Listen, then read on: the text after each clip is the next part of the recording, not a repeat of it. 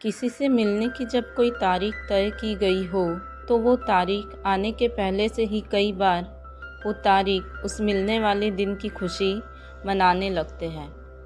ये मामूली सी तारीख भी कब इंतज़ार करते हुए दिन, महीने, साल बनकर गुजार देते हैं, हमें पता ही नहीं चलता। नमस्कार दोस्तों, स्वागत है आपका हमारे YouTube चैनल अनकही सी बातें पर, जहां आपको हिंदी साहित्य के अनेक सुंदर कहानियां सुनने को मिलेगी। मैं आपको सुना रही हूं हिंदी साहित्य के जाने माने लेखक दिव्य प्रकाश दुबे जी की कहानी October junction. Hotel Lalit, Delhi, conference hall. पिछले 1 साल में सुदीप और चित्रा ने एक भी बार एक दूसरे को किसी भी तरह से कांटेक्ट करने की कोशिश नहीं की थी। तारीख अगर तय हो तो वो एक बार नहीं आती, वो आने से कई दिनों पहले से आना शुरू हो जाती है। सुदीप और अभिजात होटल ललित के कॉन्फ्रेंस हॉल में बैठे थे।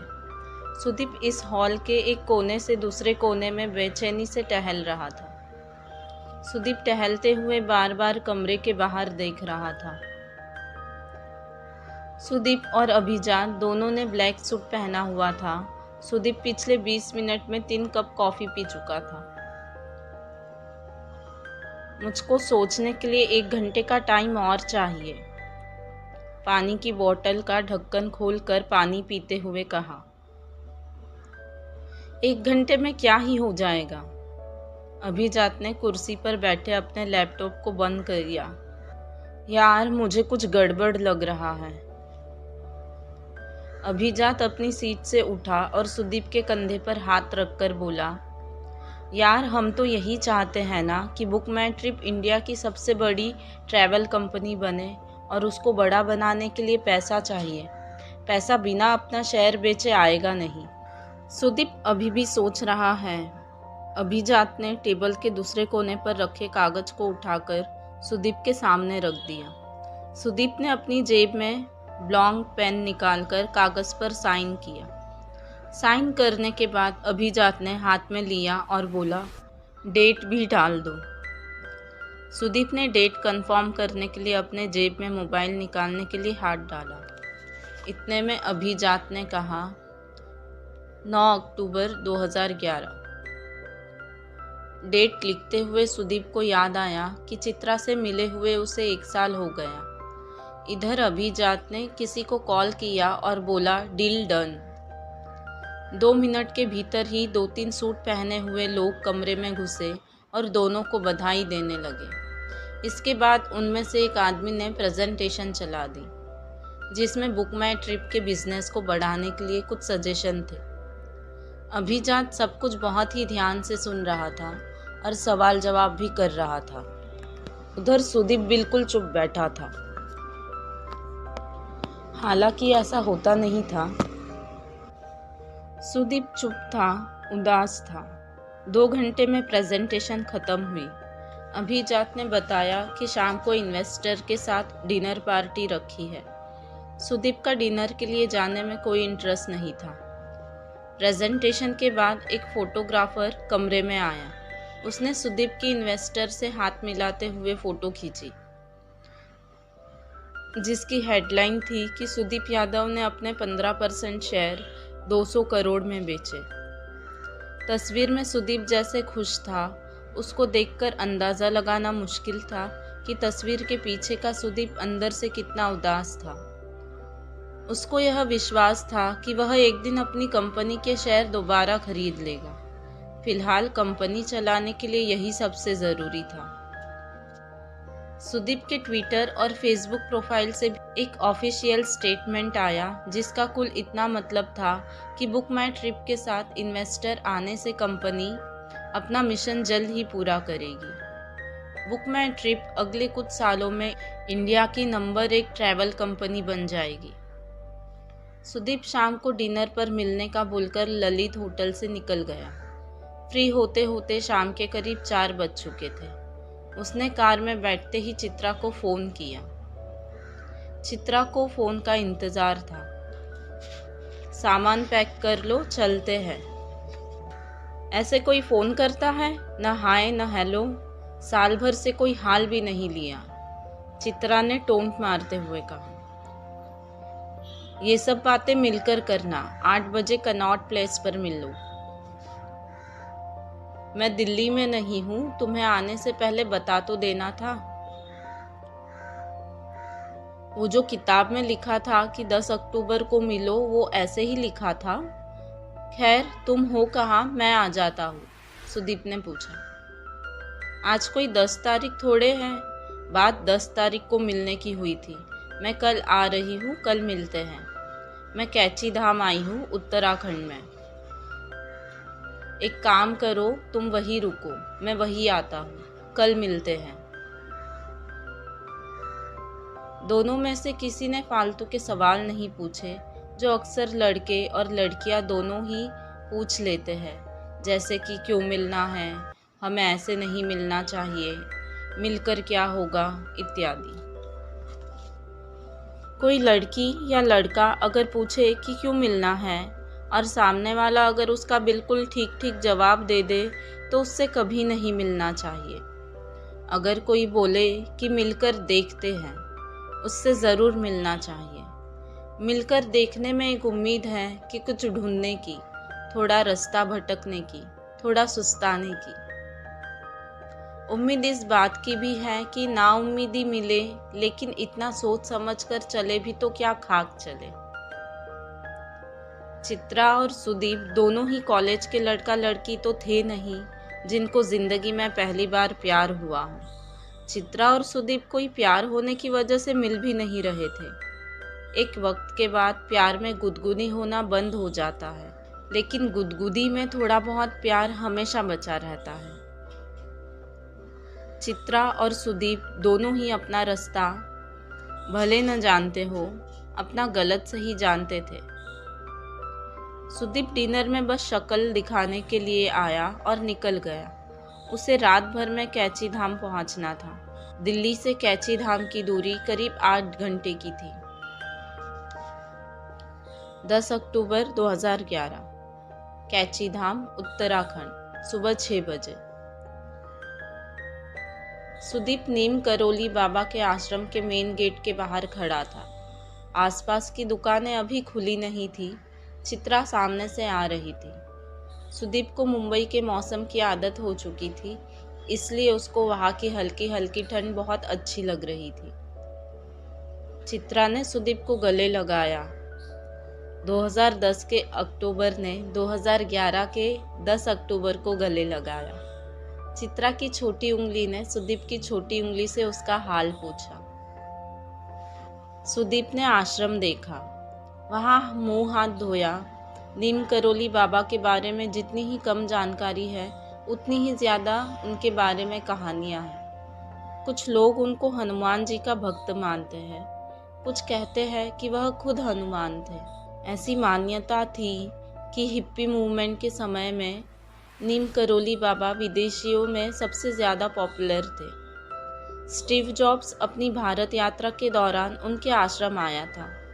हालांकि स्टीव जॉब्स का बाबा से मिलना नहीं हो पाया था। बाबा ने सन 1973 में अपना शरीर छोड़ दिया था। सुदीप के आश्रम से लौटने तक पास में एक दुकान खुल चुकी थी। दुकान पर एक 18-19 साल की लड़की थी। सुदीप का चाय पीने का बहुत मन हुआ। उसने उस लड़की से चाय देने के लिए कहा और पूछा, बाबा ऐसा क्या करते थे कि अमेरिका से इतने लोग आते हैं? बाबा कोई चमत्कार भी करते थे क्या? लड़की बोली, बाबा अब भी आते रहते हैं। लड़की ने यह इतने सीरियस तरीके से कहा कि जैसे उसने खुद बाबा को देखा हो। कायदे से सुदीप को इस बात पर हंसना चाहिए था, लेकिन वह हंसा नहीं। लड़की ने चाय देते हुए कहा, फेसबुक को जिसने बनाया था कुछ मार्क करके नाम है। Mark Zuckerberg? हाँ वही, वो भी 2-3 साल पहले यहाँ आया था। चित्रा और सुदीप अभी तक करीब करीब चुप ही थे। 1 साल की दूरी के बाद बात शुरू होने में कुछ समय तो लगता है। तो क्या प्लान है फिर? तुम्हारे पास टाइम कितना है उस पर डिपेंड करता है। वैसे नैनीताल गए हो कभी? यहाँ से बस 17-18 किलोमीटर दूर है, चित्रा ने पूछा। चलो सामान ले लो, टाइम का बाद में देखते हैं, आज का दिन तो है। चित्रा सुदीप को बताकर गई कि जितनी देर में वह सामान लेकर आ रही है उतनी देर में वह नीम करोली बाबा के मंदिर में हो ले। सुदीप ने जल्दी जल्दी में आश्रम का चक्कर लगाया और आश्रम के अंदर से कोसी नदी को बहते हुए देखने लगा। नदी को बहते हुए देखना ऐसे कोई बड़ी बात नहीं, लेकिन नदी को बहते ही बहुत ध्यान से देखने पर एक मोमेंट आता है जब नदी रुक जाती है और बाकी सब कुछ पीछे छूटने लगता है।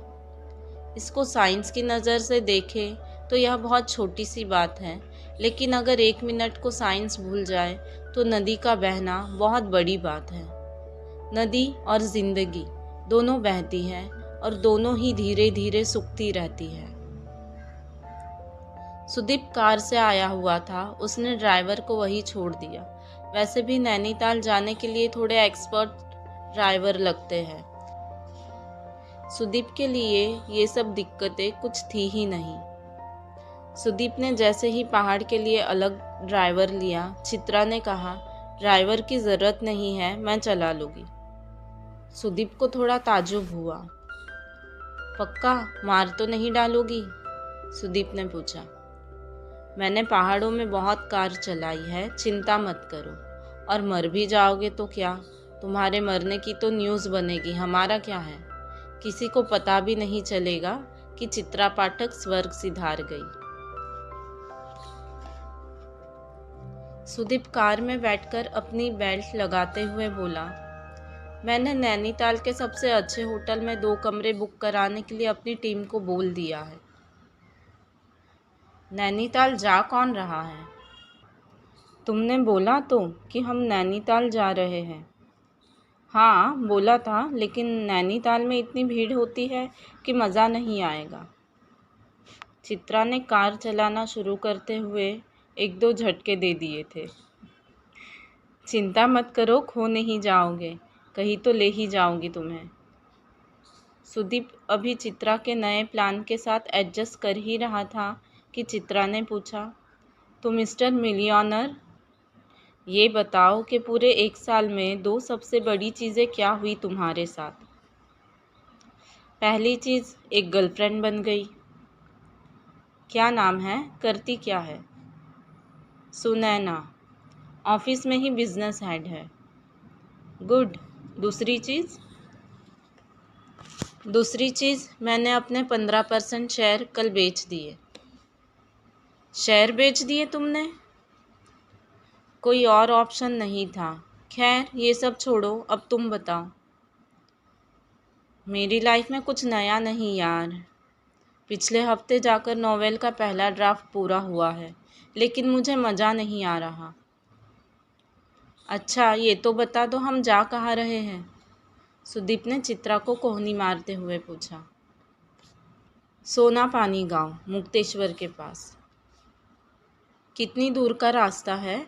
वहाँ जाने की कोई ख़ास वजह? सुदीप अपने मोबाइल पर गूगल मैप से वहाँ तक की दूरी देखने की कोशिश करता है, लेकिन मोबाइल में सिग्नल आने बंद हो चुके थे। हाँ, वहाँ मोबाइल के सिग्नल नहीं आते और वहाँ से हिमालय एकदम साफ दिखता है। एक बात और है, मेरी किताब में हीरो हीरोइन वही पहली बार मिलते हैं। ये बताते हुए चित्रा ने कार ज़ोर से मोड़ी और सुदीप को पहली बार शक हुआ कि चित्रा को कार चलाना उतना अच्छे से नहीं आता। सुदीप अच्छा खासा थका हुआ था, लेकिन चित्रा से मिलकर उसको अच्छा लग रहा था। पहाड़ों की हवा हल्के हल्के दोनों के चेहरों पर पड़ रही थी। पहाड़ की हवा थकान मिटा देती है। एक मोड़ पर छोटी सी दुकान पर रुककर उन्होंने चाय पी, पकौड़ियाँ खाई। सुदीप ने वहाँ पर मिनरल वाटर के लिए पूछा तो चित्रा बोली, एक दिन मिनरल वाटर नहीं पियोगे तो मर नहीं जाओगे। इसके बाद चित्रा एक छोटे से कॉटेज में सुदीप को ले गई। कॉटेज में जाकर उसने बाकायदा रूम के लिए मोल भाव किया। उसने स्टाइल मारते हुए कहा भी कि पिछली बार तो आपने इतना ही लिया था, अब इतना महंगा कर दिया। खैर, कॉटेज की खिड़की से बाहर पहाड़ कम, आसमान ज्यादा दिख रहा था। सुदीप ने कमरे में अपना सामान रखा और जूते खोलकर बेड पर पैर रखकर बैठ गया। चित्रा ने अदरक वाली चाय बनाने के लिए होटल वाले को बोला। कमरे में एक अजीब सी हिचकिचाहट थी। प्यार में सब कुछ आसान होता है, सब पता होता है कि अब क्या करना है, लेकिन सुदीप चित्रा से और चित्रा सुदीप से कोई प्यार तो करते नहीं थे। इसलिए उन्हें समझ नहीं आ रहा था कि बातें खत्म होने के बाद बात क्या करनी होती है। असल में प्यार को हमने ज़िंदगी में ज़रूरत से ज़्यादा जगह दे रखी है। हमें प्यार से जगह बचाकर कभी कभार ऐसे ही शहर से दूर चले जाना चाहिए, जहाँ रिश्ते में प्यार तो हो लेकिन प्यार का नाम ना हो। थोड़ी देर में ही चाय आ गई। सुदीप ने चाय के कप को पूरी हथेली से पकड़ते हुए कप की गर्मी को छुआ। मौसम ठीक ठाक ठंडा था। चाय पीने के बाद चित्रा उठी और सामने खिड़की पर जाकर खड़ी हो गई। कमरे की बातें बार बार चुप हो जा रही थी। सुदीप ने पूछा, तो तुम्हारी किताब में पहली बार हीरो हीरोइन से किस बात से बात शुरू करता है? चित्रा ने वही खिड़की से हंसते हुए कहा, वो पहली बार कुछ बोलते ही नहीं, बस एक दूसरे को देखते हैं। कभी तो बात शुरू करते होंगे, जब करते हैं तब क्या करते हैं? सुदीप ने अपना कप पास में पड़ी टेबल पर रखते हुए पूछा।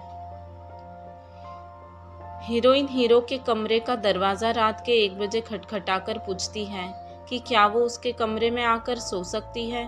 उसको अकेले डर लग रहा है। हे भगवान, कैसी किताब लिख रही हो तुम, चीप टाइप, सुदीप हंसते हुए कहता है। इसमें क्या बुरी बात है, किसी को भी डर लग सकता है। खैर, ये बताओ, तुम्हारे हीरो हीरोइन जिंदगी में कुछ करते भी हैं या बस फिल्मों के जैसे गाना गाते हैं और पहाड़ों पर घूमते हैं? मैं कुछ नहीं बता रही, तुम मजाक उड़ाओगे, चित्रा ने थोड़ा सा नखरा दिखाते हुए कहा। अच्छा ठीक है, नहीं पूछूंगा, इतना तो बता दो कि कहानी के एंड में वो मिलते हैं। मैं कुछ भी नहीं बताऊंगी तुमको, हर चीज़ का मजाक उड़ाते हो तुम।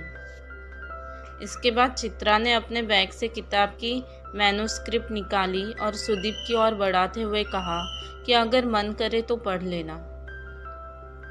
किताब की लेखिका सामने बैठी है, फिर भी कहानी पढ़नी पड़ेगी, इतना काम कराओगी तुम? सुदीप ने मैन्युस्क्रिप्ट पलटते हुए कहा। मन करे तो पढ़ना, नहीं तो कोई जबरदस्ती नहीं है, चित्रा ने कहा। अच्छा ये बताओ, कितना थके हो? अगर कम थके हो तो पास में कहीं आवारागर्दी करने चले? चित्रा ने बाहर देखते हुए पूछा। थोड़ी देर में चले, रात में सही से नींद नहीं आई, 1-2 घंटे सो लूं? सुदीप ने अपना मोजा उतारकर बेड पर लेटते हुए कहा। चित्रा यह कहकर कमरे से निकल गई कि वह कुछ देर बाहर घूमकर आ जाएगी, उतनी देर वह सो जाए। तय यह हुआ कि दोनों दिन में आवारागर्दी करने जाएगी। जितनी देर के लिए सुदीप सोया, उतनी देर में चित्रा ने बाहर निकलकर आसपास वालों से दोस्ती करके होटल वाले से उसकी बाइक ले ली थी। चित्रा करीब 1:30 बजे कमरे में घुसी और सुदीप को उठाना शुरू किया। सुदीप बहुत गहरी नींद में था। उसने कई बार सुदीप के कान में फुसफुसाकर उसको उठाने की कोशिश की, लेकिन सुदीप पर कोई असर नहीं हुआ। उसको सोता देखकर कायदे से चित्रा को सुदीप का सिर सहला देना चाहिए था, लेकिन वे कोई प्यार में थोड़े थे। चित्रा ने सुदीप का कंबल हटाया और अपने मोबाइल पर तेज आवाज़ में गाने बजा दिए। चित्रा की इतनी मेहनत के बाद कहीं जाकर सुदीप पर हल्का फुल्का असर हुआ। वह थोड़ा डिस्टर्ब हुआ और अपना कंबल वापस खींच लिया। इस बात पर अब चित्रा को गुस्सा आ गया। उसने सुदीप को जोर से हिला दिया। फिर चित्रा को लगा कि रात भर ट्रैवल करके आया है, इसको अभी उठाने का फ़ायदा नहीं है। सुदीप को आधे घंटे और सोने दिया जाए, उतनी देर में वह नहा वहा लेगी। चित्रा ने नहाने के दौरान अपने आप को शीशे में ध्यान से देखा। उसको अपने माथे से दाईं तरफ एक सफ़ेद बाल दिखाई दिया। आधे घंटे बाद जब चित्रा नहाकर निकली तब जाकर सुदीप की नींद खुली। आँख खुलते ही उसने पूछा कि कितने बजे है। आज का पूरा दिन निकल गया। सुदीप ने उठकर सबसे पहले अपना मोबाइल चेक किया। अब भी मोबाइल में एक भी सिग्नल नहीं था। अब जल्दी से नहा लो, 2 बजने वाले हैं। मैंने बाइक का इंतज़ाम कर लिया है। सुदीप आराम से उठकर नहाया। उसको जब बाथरूम में 15 मिनट हो गए तो चित्रा बाहर से चिल्लाई, लड़कियां भी बाथरूम में इतनी देर तक नहीं नहाती। सुदीप अंदर से चिल्लाया, ये क्या बात हुई? लड़के भी देर तक नहाते हैं? बाथरूम चूंकि छोटा था और पूरा गीला हो चुका था, इसलिए सुदीप अब कपड़े अंदर नहीं पहन सकता था और ठंड भी बहुत लग रही थी उसे। वह अंदर से ही चिल्लाया कि चित्रा बाहर चली जाए, वह कपड़े कमरे में आकर पहनेगा। चित्रा बहुत ज़ोर से हंसी और दरवाजे के पास आकर चिल्लाई, कितने फट्टू हो तुम, मैंने खिड़की की तरफ मुंह कर लिया है, आ जाओ। सुदीप बाथरूम का दरवाज़ा खोलते ही देखता है कि चित्रा सामने बेड पर बैठे कोई किताब पढ़ रही है। सुदीप ने कमरे में आकर कपड़े पहने और अपने बाल बनाने लगा।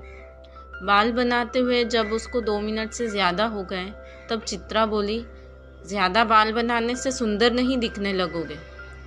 सुदीप ने ये सुनकर बीच में ही बाल बनाना बंद कर दिया और चित्रा की तरफ ज़ोर से घूरा। दोनों ने कमरे से निकलकर पहले तो लंच किया, फिर बाइक पर बैठकर पहाड़ों में निकल गए। यह बताने की बात नहीं है कि बाइक चित्रा ही चला रही थी। वे थोड़ी देर में एक सुनसान सड़क पर थे, जहाँ पर सब कुछ सुनाई पड़ रहा था, हवा, जानवर, खामोशी, सब कुछ। सामने सूरज डूबने में अभी कुछ देर थी। दोनों वही सीमेंट के चबूतरे पर बैठ गए। ये जहाँ तुम बैठ रहे हो, यहीं पर मेरी किताब में हीरोइन पहली बार हीरो का हाथ पकड़ती है। ऐसा क्या है इस कोने में, और तुम ये कैसी किताब लिख रही हो? हीरो हीरोइन वाली। कुछ अच्छा क्यों नहीं लिखती? हीरो हीरोइन वाली कहानी सुनते ही बोरिंग लगती है। खास बात यह है कि यहाँ उसने पहली बार हीरो को छुआ था। पहली बार छूने की वजह से ये जगह इम्पोर्टेंट है। मैं कैसी कहानियाँ लिखती हूँ, एक बार बुक आ जाए ना, तब तुम देखना। चित्रा ने आराम से अपने आप को चबूतरे पर एडजस्ट करते हुए कहा। तुम्हारी किताब के हीरो हीरोइन प्यार करने के अलावा कुछ नहीं करते ना? सुदीप ने थोड़ा सा टोन कसते हुए कहा। बहुत कुछ करते हैं वे, बहुत कुछ करते हैं।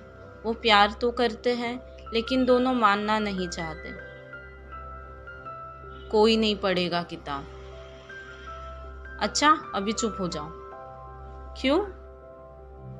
सामने देखो, सूरज डूब रहा है। सूरज को डिस्टर्ब मत करो। उनके पास से बहती हुई हवा सूरज को धीरे धीरे बुझा रही थी। बुझते बुझते सूरज उदास था, क्योंकि उसको शायद पता था कि शहर के जिस कोने में दोनों आज शाम बैठे हैं, वहाँ कल नहीं होंगे। सूरज से मुलाकातें होती रहेगी, लेकिन उनका अपना कोना खो जाएगा। चित्रा और सुदीप साथ साथ रहे न रहे, उनके बीच का कुछ ना कुछ हमेशा खोता रहेगा। दूर कहीं और बूढ़ी औरत एक पहाड़ी गाना गा रही थी, जिसका मतलब दोनों को ही नहीं पता था। सूरज को भी उस गाने का मतलब नहीं पता था, लेकिन वो इतनी बार यह गाना सुन चुका था कि उसे वो गाना याद हो गया था। ठीक वैसे जैसे बच्चे को लोरी याद पहले होती है और समझ बहुत बाद में आती है। सूरज के लिए दुनिया एक दिन और पुरानी हो गई थी। चित्रा और सुदीप के लिए दुनिया में होने का मतलब बस शाम को डूबते सूरज को देखकर चिपक कर टहलना भर था। चित्रा और सुदीप 2 दिन वहीं रुके और दोनों दिन वे शाम इसी जगह पर आकर बैठे। 2 दिनों के दौरान वे कुछ देर बातें करते, कुछ देर चुप हो जाते। जितनी देर चुप होते, उनको ऐसा ऑकवर्ड नहीं लगता। मुक्तेश्वर, जहाँ सुदीप और चित्रा रुके थे, वहाँ पर एक म्यूजिकल बैंड रुका हुआ था। अपने अपने घरों को काफ़ी पीछे छोड़ आए लड़के लड़कियाँ। ये लोग शाम को आग जलाकर चारों ओर बैठ जाते। कोई कहानी सुनाता, तो कोई कविता, तो कोई गाना। किसी के पास दुनिया घूमने के किस्से थे, तो किसी के पास हिमालय के किसी छोटे से गांव में रहने वाली दुनिया की सबसे खूबसूरत बच्ची की कहानी। अगर कोई उन लड़के लड़कियों से दुनिया का सबसे घिसा हुआ सवाल पूछता कि और बताओ, हर किसी के पास बताने को बहुत कुछ था। उनकी कहानियों, कविताओं और गानों में रिसॉर्ट से सभी लोग खो जाते। जिसका जितना मन होता वह एक झोले में पैसे डाल देता। सुदीप ने सबसे नज़र बचाकर उनके झोले में 1 लाख रुपए का चेक रख दिया था। जिंदगी का एंड ऐसा ही होना चाहिए, जब गाना बजाना चल रहा हो तब अगले दिन की सुबह का इंतज़ार ना हो। चलने से पहले सुदीप ने अगले साल का कोई वादा नहीं लिया। चित्रा ने अगली बार मिलने की कोई बात नहीं की। सुदीप को मुंबई लौटना था, चित्रा को दिल्ली रुकना था। दिल्ली एयरपोर्ट के बाहर चित्रा सुदीप को छोड़ने आई। सुदीप ने जाने से पहले अपने बैग से वही मुराकामी की किताब निकाली। इससे पहले वह चित्रा की और किताब बढ़ाता, चित्रा ने अपने आप किताब लेकर उसके आखिरी पन्ने पर 10 अक्टूबर 2012 की तारीख लिख दी और पूछा, ये किताब क्यों लाए हो? अभी तक पूरी नहीं पढ़ पाए? नहीं। सुदीप ने किताब हाथ में ली, तारीख देखी और बोला, मुझे मालूम है अगले 1 साल में तुम बहुत बड़ी राइटर बन चुकी होगी। 1 साल में भूल मत जाना।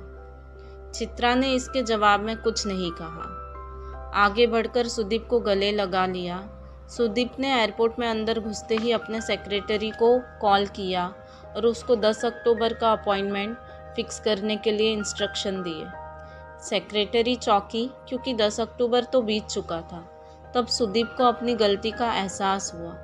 उसने अपनी असिस्टेंट को समझाया कि अगले साल के 10 अक्टूबर को शाम 6 बजे चित्रा के नाम पर ब्लॉक कर दी जाए। एयरपोर्ट में बैठकर सुदीप ने अपना मोबाइल का डाटा ऑन किया। इतना ज़्यादा नोटिफिकेशन थे कि फ़ोन थोड़ी देर के लिए हैंग हो गया। इधर चित्रा एयरपोर्ट के पास से बस लेकर अपने घर में पहुंची। घर के बाहर 9-10 दिन के पेपर इकट्ठा थे।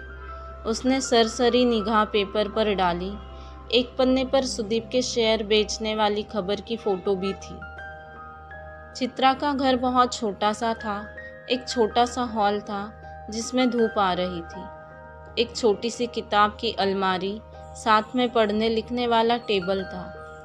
रंग बिरंगे कई तरह के पेन, स्केच, कई तरह की नोटबुक, 2-3 अधूरी पड़ी हुई मैन्युस्क्रिप्ट। चित्रा कई दिन बाद घर लौटी थी। घर अच्छा खासा गंदा था। उसने पहले घर की सफाई की। फ्रिज खोलकर देखा तो उसमें कुछ था नहीं।